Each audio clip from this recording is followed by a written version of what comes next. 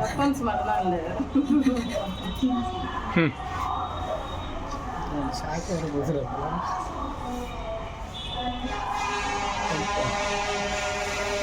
இப்போ நீங்கள் வீட்டுக்கார வீட்டுக்கு போனதுலம்மா அங்கே யாருன்னா ஒரு பையன் செத்து போயிருக்கானா? அவன் கன்னிய பையனா கல்யாண பையனா? அதுதான் கன்னி பையன் தான் கொடுத்துருக்கான். அதுதான் நான் கேட்குறேன். கல்யாண வீடு பையனா? சின்ன பையன், ஒரு வயசு பையன். சின்ன வயசுனா எவ்வளோ பையன்? 10 வயசுக்கு மேலே தான் கொடுத்து. நீ 10 வயசுன்ற நல்லா சொல்லு. வீட்டுக்கு வாசல்ல தூங்கி உட்காந்துருக்கலாம். மேலே இது செவுரி இடிஞ்சு போது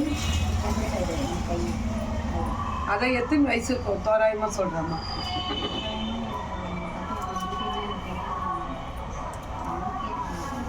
சரி, அந்த பையன் ஒண்ணு. அதுக்கப்புறம் இறந்தது யாரு?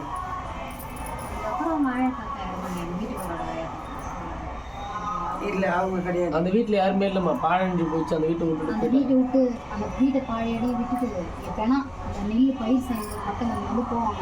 அவங்க பெரியப்பா அவங்க சொந்தக்காரர்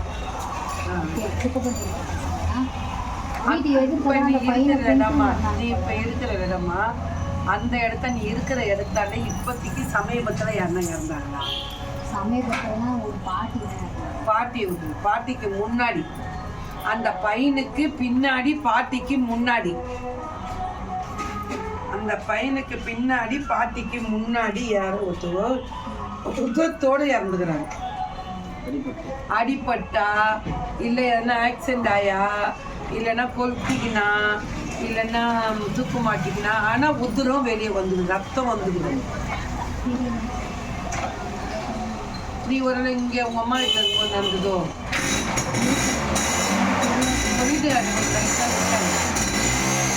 விசாரிச்சுட்டு எனக்கு ஃபோன் பண்ணு. நான் அப்போ உங்களுக்கு டீட்டெயில்ஸ் சொல்கிறேன். ஏன்னா அது நம்ம அந்த இடத்தையே சுற்றி வருது. அந்த இடத்தையே சுற்றி வருது. அது எப்படின்னா உங்கள் வீடு மட்டும் இல்லை, இன்னொருத்தர் 2-3 பொண்ணுங்களுக்கு பாதிப்பு இருந்துச்சு. இப்போ எப்படி இந்த மாதிரி நம்ம இடத்துல நீங்கள் வந்து இருந்தது அது மாதிரி வழிபோக்காக வந்தது தான். இது சொந்தம் இல்லை, பந்தம் இல்லை, நம்மளுக்கு உறவு இல்லை. இது வழிபோக்காக வந்ததுனால நம்ம நேரம் தவறி போகிறனால இது நம்மளை நாடி வந்துருக்குது. மற்றபடி வேற ஒன்றும் இல்லை. அதுதான் உனக்கு கெட்ட கனவு, காலு கை வலிக்குது,